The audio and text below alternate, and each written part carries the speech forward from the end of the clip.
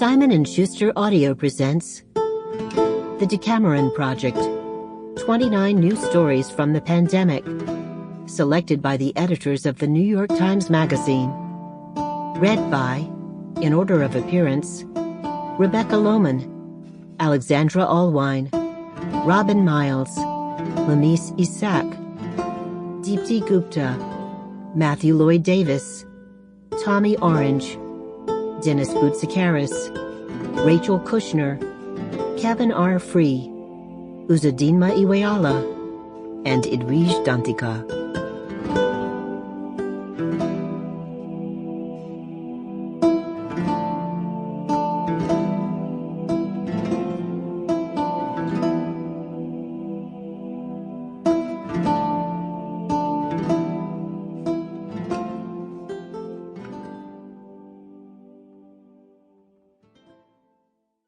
Preface by Caitlin Roper.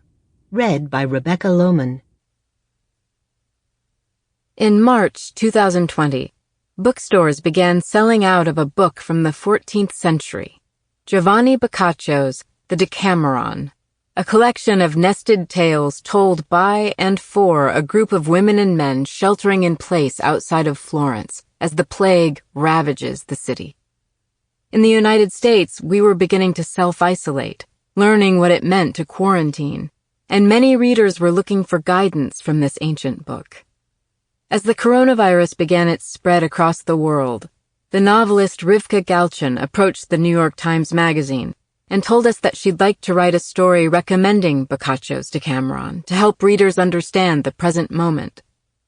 We loved the idea, but wondered instead, what if we made our own Decameron, filled with new fiction written during quarantine?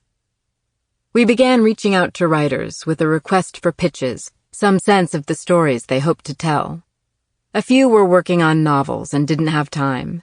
One was taking care of small children and hadn't figured out how and if he could write under the circumstances. Another wrote, "I'm afraid the fiction writing part of my brain is not finding any inspiration from the current crisis." We understood. We weren't sure if our idea had legs.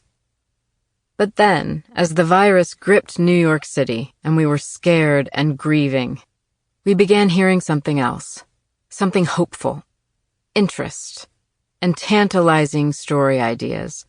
Novelist John Ray said he wanted to write about a young man in Spain who rents his dogs to people in order to help them duck curfew. Sample complete. Ready to continue?